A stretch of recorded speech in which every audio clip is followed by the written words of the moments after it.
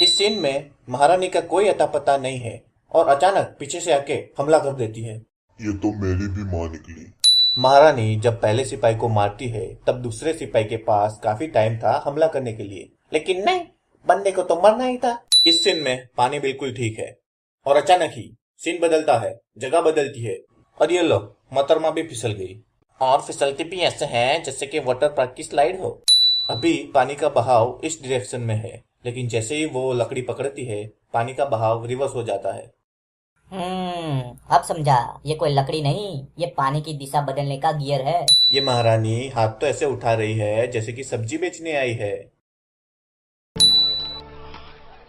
इन लोगों को पानी की इतनी तेज आवाज में भी बच्चे की रोने की आवाज सुनाई देती है। वाह!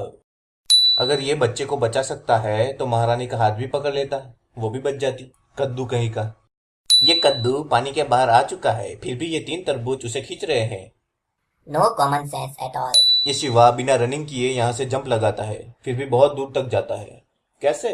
बेटा, स्कूल में थोड़ी साइंस की पढ़ाई की होती तो ये नौबत नहीं आती। अरे वो 40 गज से कितनी बार गिरा है? हाँ, कम से कम 100 बार। अगर इस बंदे की बात माने तो शिवा यहाँ से करीबन 100 बार गिर चुका है, लेकिन आज तक उसे एक भी खरोच नहीं आई। मैजिक। शिवा का लेफ्ट पैर पानी में गिरता है, लेकिन जब वो पैर उठाता है तो राइट होता है। अगर इस पानी के रिफ्लेक्शन में देखे तो शिवलिंग शिवा के लेफ्ट कंधे पर है, लेकिन अगले ही सीन में शिवलिंग को राइट कंधे पर दिखाया गया है। तो शिवा ने इतनी जल्दी ये सब कैसे किया? मैं नहीं बताऊंगा, मैं नहीं बताऊंगा।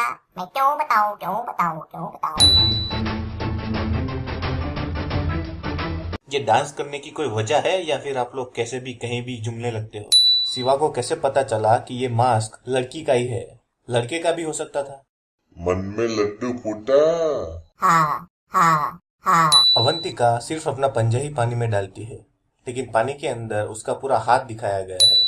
ये लो, ये फिर आ गया और आते ही उसने बिना कलर का इस्तेमाल किए ऐसा टैटू बना दिया। और ये मैडम को तब तक उस टैटू का पता नहीं चलता जब तक ये भाई साहब उसे बताते नहीं है। तो ये कैसे हो सकता है कि अवंतिका ने पूरे दिन अपना हाथ ही ना देखा हो? न जाने ये कितने सालों से लकड़ी इकट्ठा कर रही है। अगर ध्यान से देखे तो यहाँ सिर्फ लकड़ी ही है, एक भी पत्ता नहीं है। तो ये कैसे हो सकता है जहाँ पेड़ हो पर पत्ते ना हो? अवंतिका जब पेड़ पर बैठकर शिवा का इंतजार करती है तो शिवा ऑलरेडी पेड़ पर बैठा हुआ होता है। अगर शिवा ऑलरेडी पेड़ पर बैठा हुआ था तो अवंतिका को दिखना चाहिए। अगर इस सीन में देखे तो शिवा पेड़ पर नहीं है, इसका मतलब ये हुआ कि शिवा पेड़ पर अवंतिका के बाद आया है। अगर ऐसा है तो अवंतिका को शिवा दिखना ही चाहिए। इस सीन में अवंतिका के कपड़े फटे हुए नहीं होते हैं, लेकिन अगले ही सीन में अवंतिका के कपड़े फटे हुए होते हैं ताकि शिवा उसे आसानी से निकाल सके। ये बदतमीजी नहीं है तो और क्या है? ये एक हीरो को शोभा नहीं देता।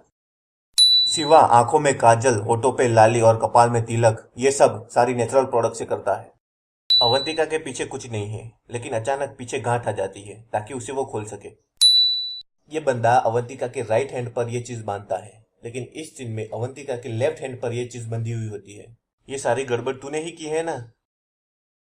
रोमांस बहुत हो गया, अब कुछ काम करते हैं। अगर ये लोग इतनी बड़ी प्रतिमा को खींच रहे हैं तो ये रस्सी टाइट होनी चाहिए, लूज नहीं। ये दोनों आधे घंटे से एक दूसरे के साथ फाइट कर रहे हैं, फिर भी कथप्पा को शिवा का फेस नहीं दिख रहा है, और जब दिखता है तब कथप्पा रोते हुए बैठ जाता है। और ये महारानी ने ये चाकू कहां से निकाल दिया? और ये लो, ये हथियार भी कहां से आ गया? ये मूवी में सब जादूगरी है। ये लड़ाई राजमहल से करीबन 4-5 किलोमीटर दूर हो रही है, फिर भी वहां जो कुछ भी हो रहा है ये इन लोगों को साफ साफ दिखाई दे रहा है। ये कैसे हो सकता है? इसीलिए इन दोनों में से किसी एक को चुनना असंभव है। इतनी बड़ी चेन इसके ये छोटे से हैंडल में कैसे समा जाती है, मुझे तो समझ में नहीं आ रहा है। बाहुबली बॉलीवुड की पहली फिल्म है जिसने होमवर्क दिया है, और होमवर्क ये है कि कटप्पा ने बाहुबली को क्यों मारा।